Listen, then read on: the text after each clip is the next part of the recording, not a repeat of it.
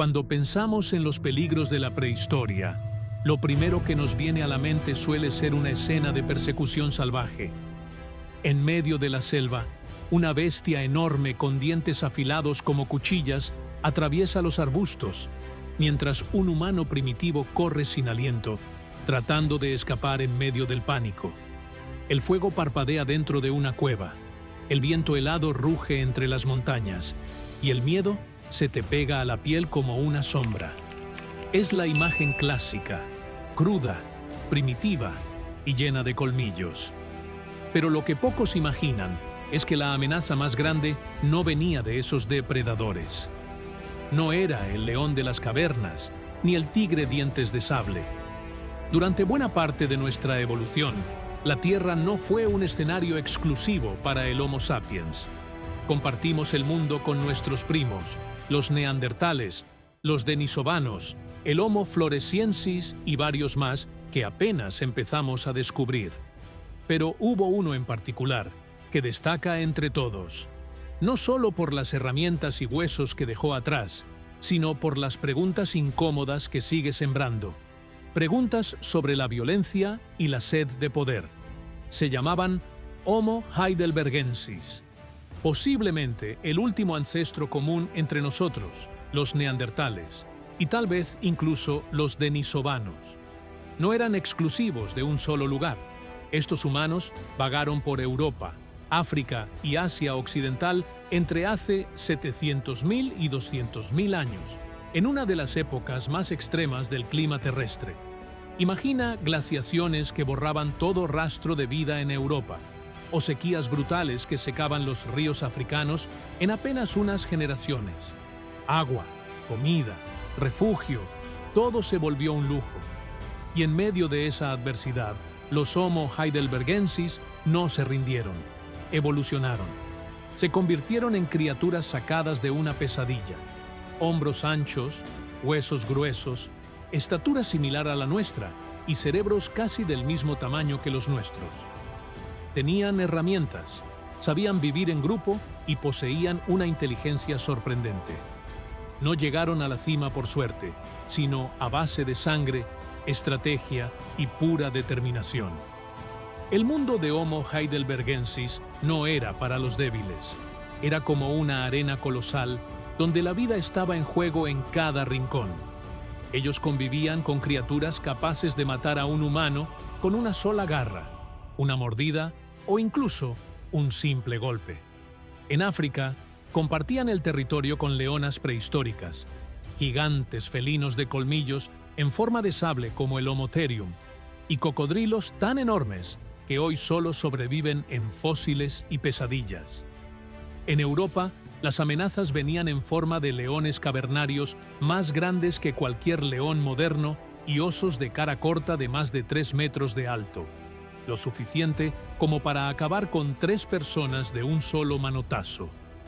En regiones más heladas, el peligro venía de manadas de lobos, jabalíes gigantes conocidos como megabores, e incluso de los mamuts. En ese mundo, una herida o quedar atrapado no era simplemente mala suerte, era una sentencia de muerte. Pero entre todas esas sombras y colmillos había una amenaza todavía más temible: el propio ser humano.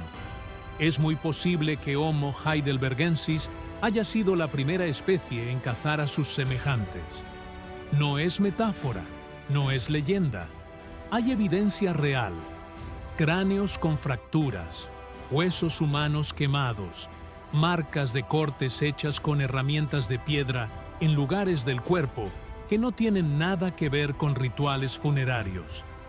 No hablan de respeto por los muertos, susurran algo más oscuro. Al principio, los científicos pensaron que quizás se trataba de actos desesperados que la hambruna o las crisis extremas empujaron a esas personas a realizar. Impensable, pero real. Luego, la evidencia se volvió insistente, una y otra vez, tanto en Europa como en África. Surgió una pregunta inquietante: ¿y si Homo heidelbergensis no solo fue víctima, sino también un depredador intencional que cazaba a su propia especie? Ya no cabe duda, Esto no es una historia postapocalíptica, es el origen. Hablamos de seres que podían prender fuego con una mano y blandir un hacha con la otra, personas capaces de mostrar compasión al amanecer y atacar sin titubear al anochecer. Y si esto es cierto, entonces, las raíces del conflicto y la guerra no surgieron con los antiguos imperios, sino de la oscuridad que habitaba en nuestros ancestros. Las primeras semillas de sangre y poder brotaron en la prehistoria, profundamente en la tierra y aún más en la naturaleza humana. No hay lugar que revele esto con mayor claridad que la cima de los huesos, también conocido como el Pozo de los Huesos. Un nombre que por sí mismo carga con todo el peso de una leyenda, escondido entre las montañas de Atapuerca, en el norte de España. Este sitio no es una excavación arqueológica cualquiera, es un cementerio silencioso donde se han encontrado más de 700 fragmentos óseos humanos, pertenecientes a al menos 28 individuos. Todos eran Homo heidelbergensis, pero la pregunta es, ¿por qué terminaron sus días en el fondo de ese pozo oscuro? Sus huesos fueron arrojados allí sin señales de entierros ni rituales. El cráneo, conocido como Cranium 17, muestra 2 fracturas letales, no producto de un accidente, sino de violencia intencionada. No fue un solo golpe, sino 2, como si el agresor necesitara asegurarse de que la víctima no resurgiría. Junto a los restos aparece un objeto extraño, una hacha de mano de cuarzo, trabajada con tal precisión que más parece una ofrenda que una herramienta. Los investigadores la llamaron Excalibur, no por la leyenda, sino por el misterio que encierra. Pero si crees que la oscuridad solo acechaba en la Europa helada, te equivocas. A miles de kilómetros de allí, en las tierras áridas y resquebrajadas del Valle de Agua, en Etiopía, otro misterio susurra verdades inquietantes. En 1976, un grupo de arqueólogos descubrió un antiguo cráneo bautizado como el cráneo de Bodo. Este fósil, con más de 600.000 años, probablemente pertenece a un Homo heidelbergensis y no es solo una reliquia. Es un libro abierto de historia. En la superficie del hueso se encuentran múltiples cortes precisos, claramente hechos con herramientas de piedra. Lo extraño no es su existencia, sino dónde están. Se concentran alrededor de los principales puntos de inserción muscular. Indican una acción sistemática y deliberada, muy precisa. Alguien retiró cuidadosamente la carne del rostro y el cráneo justo después de la muerte. ¿Por qué? Esta es la pregunta que, después de más de 4 décadas, nadie ha podido responder con certeza. Algunos investigadores piensan que podría ser un antiguo rito funerario, una forma simbólica de liberar al difunto de su forma terrenal. Sin embargo, hay quienes, con una mirada más fría, plantean una hipótesis más escalofriante: el canibalismo. Lo que hace que esta idea resulte aún más inquietante es la ausencia casi total de restos de animales en el lugar del hallazgo. No hay indicios de que se tratara de un sitio común para procesar comida. Entonces, si los únicos huesos que aparecen son humanos, la pregunta se vuelve inevitable. ¿Acaso nos comíamos entre nosotros no por ritual, sino por necesidad? Si esto es cierto, la oscuridad de nuestro pasado no se limitó a las cuevas frías del norte, sino que se extiende hasta el origen mismo de nuestra especie. Las huellas del canibalismo no se limitan solo a Atapuerca o Bodo. A medida que las capas del tiempo son desenterradas, empieza a emerger un patrón más amplio, uno que sugiere que este comportamiento pudo haber sido mucho más común de lo que alguna vez imaginamos. En el norte de Kenia, arqueólogos descubrieron una tibia de hace 4.5 millones de años con marcas de cortes claras, como si alguien hubiera extraído la carne de ese hueso. Este podría ser uno de los casos más antiguos de canibalismo jamás registrados. Aún no sabemos qué especie lo hizo, Pero la evidencia sugiere que las interacciones entre los primeros homínidos eran mucho más complejas de lo que nos han contado. El Homo heidelbergensis tenía una comprensión profunda de la muerte, no solo como un final, sino como símbolo, mensaje y poder. En medio de esa brutalidad, también dejaron huellas claras de su inteligencia. En Höningen, Alemania, se hallaron lanzas de madera de hace 300.000 años con un diseño sorprendentemente preciso. Estas lanzas mostraban un centro de gravedad perfectamente equilibrado y una longitud ideal para ser arrojadas a distancia. Esto demuestra que el Homo heidelbergensis no era solo un sobreviviente, sino un verdadero ingeniero y cazador con intención y técnica. En Etiopía, aparecieron lanzas con puntas de piedra que datan de hace casi 280.000 años, mucho antes de que el Homo sapiens hiciera su aparición. La combinación de distintos materiales para fabricar herramientas requería no solo habilidades motoras finas, sino también pensamiento abstracto y la capacidad de enseñar ese conocimiento a nuevas generaciones. Incluso los huesos de animales fueron aprovechados. En la garganta de Old Dubai, Tanzania, se encontraron herramientas óseas de hace unos 5 millones de años. Esas herramientas revelan una selección consciente de materiales, su transformación y uso sistemático. Ya no hablamos de instinto, esto es cultura, es tecnología primitiva. Y entonces una verdad se vuelve innegable, ya fuera para cazar, defenderse o atacarse entre sí. Estas herramientas reflejan la evolución del intelecto humano en un mundo bañado en sangre y huesos, en una competencia sin tregua. Entre todas las evidencias de violencia, canibalismo y herramientas diseñadas para matar, también se empieza a revelar otra historia. Una historia más profunda, más delicada, la historia del cuidado, del vínculo y de la primera chispa de aquello que más tarde definiría lo que somos, la sociedad. Estudiar al Homo heidelbergensis no es solo mirar hacia un pasado lejano cubierto de piedra y ceniza, sino también escuchar los primeros ecos de cómo empezamos a tratarnos entre nosotros. Vivían en grupos pequeños, tal vez de 15 a 30 personas. No eran comunidades dispersas, sino unidades conectadas por lazos de sangre, trabajo compartido y emociones comunes. Vivir en grupos reducidos les daba una ventaja vital en el clima impredecible del Pleistoceno. Algunos sitios como Boxgrove en Inglaterra o Schöningen en Alemania muestran señales de visitas repetidas, lo que sugiere que esos lugares podrían haber sido puntos de encuentro antiguos. En esos lugares, los grupos se reunían para intercambiar herramientas, formar parejas, compartir comida y quizás contar historias. Sería eso la forma más temprana de una plaza del pueblo, una semilla primitiva de una comunidad más grande, de la memoria colectiva y la tradición. Dentro de esa lucha salvaje por sobrevivir, también supieron cuidarse. Sobre los huesos, en ese enigmático cementerio prehistórico, los arqueólogos hallaron restos de un individuo con una deformación severa en la pelvis, quien no podía caminar, y sin embargo, sobrevivió años.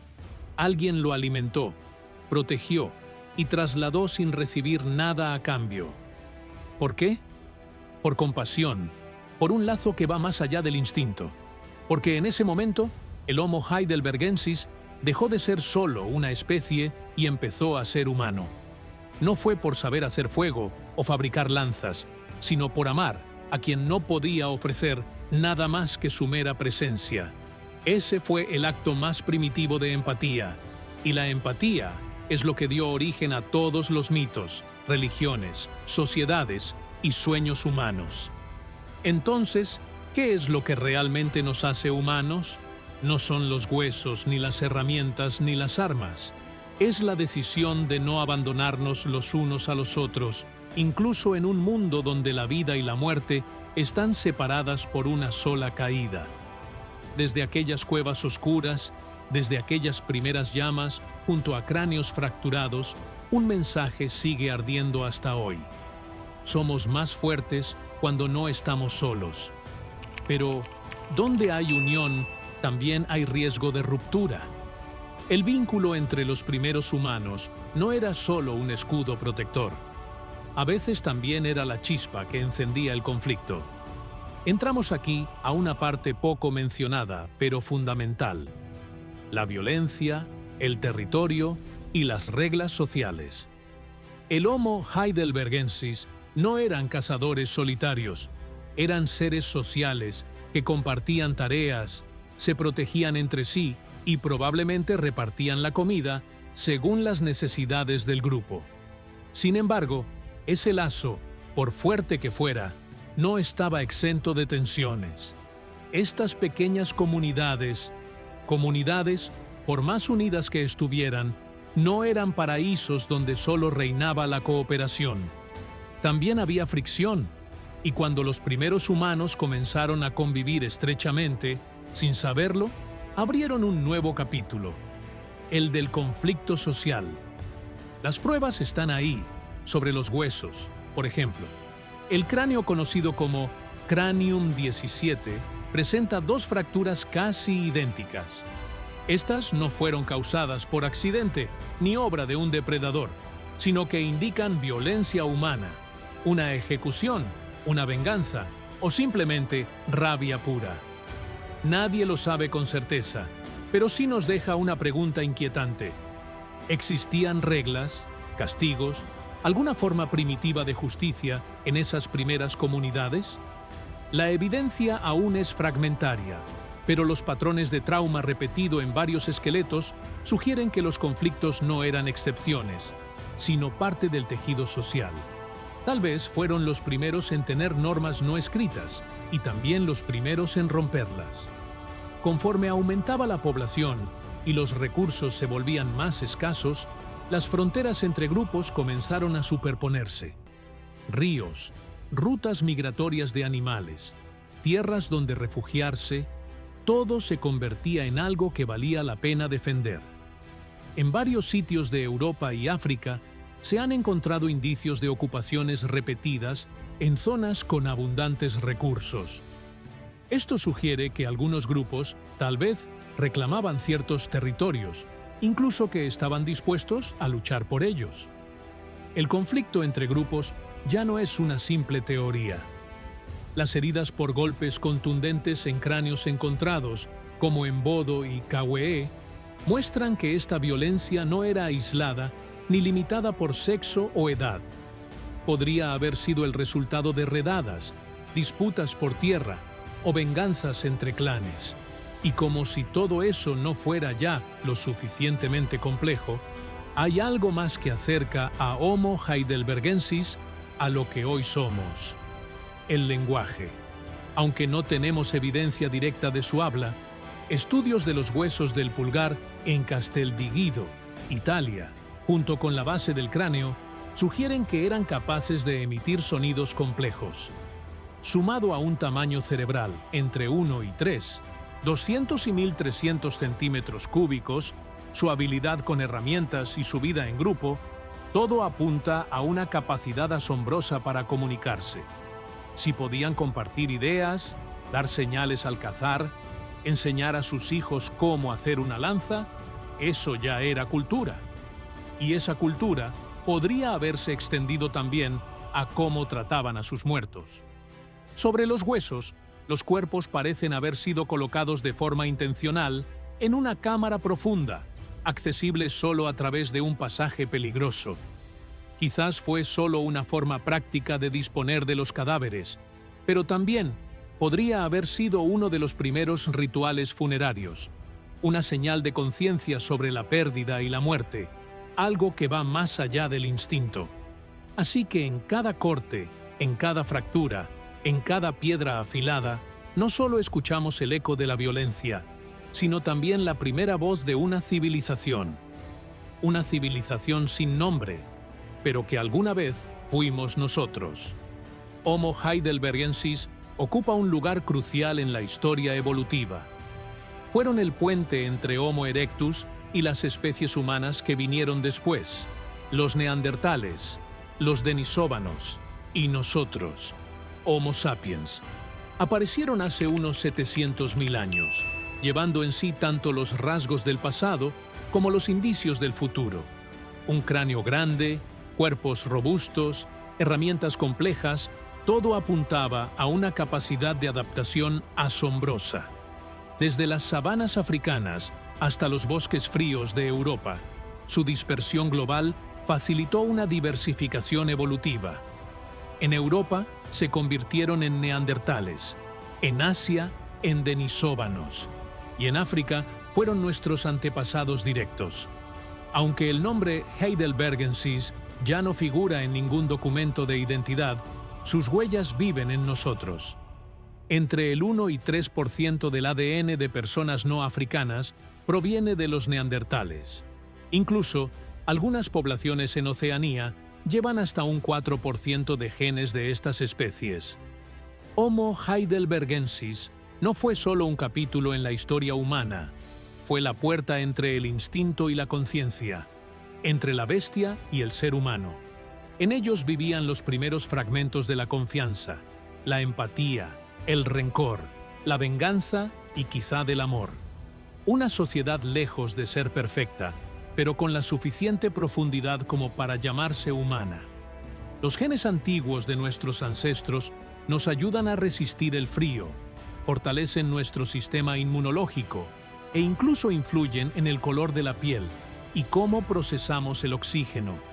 Esto significa que no solo descendemos de Homo sapiens, sino que somos herederos de una familia compleja. Una red genética y cultural, tejida a lo largo de cientos de miles de años, se revela en nosotros. Los registros arqueológicos confirman que no vivían por simple instinto. Sabían planear sus casas y usar el fuego. Construían refugios y fabricaban lanzas perfectamente balanceadas, lo que revela un pensamiento estratégico a largo plazo. Estas acciones sentaron las bases para la cultura de todas las especies humanas posteriores. Luego desaparecieron, no por una catástrofe repentina, sino por cambios lentos pero implacables.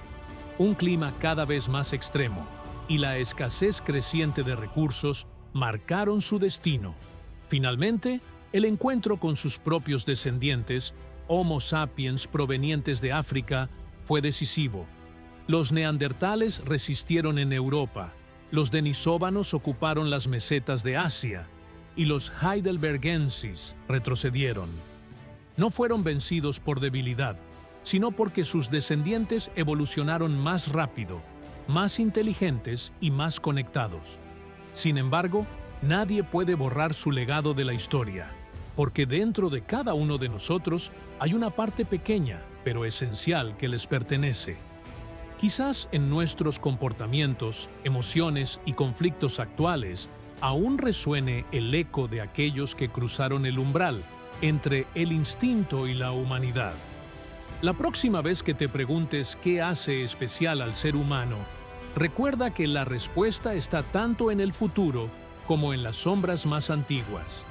En esos rincones oscuros de la historia humana, nuestros antepasados no solo dejaron herramientas y huesos, sino también preguntas sin respuesta sobre nuestra verdadera esencia. Homo heidelbergensis no fue solo un puente entre especies. Podrían haber sido los primeros en mostrarnos, de la forma más dura, que sobrevivir a veces significa aceptar que el peor enemigo tiene tu mismo rostro. Un depredador creado a tu imagen, que al final, quizás, el cazador se convirtió en la presa. Gracias por acompañarnos hasta aquí. No solo valoramos tu tiempo, sino también tu valentía para enfrentar los rincones más oscuros de nuestra historia. Aquellos lugares donde nuestros antepasados nos dejaron más que evidencias físicas, nos dejaron interrogantes sobre quiénes somos realmente.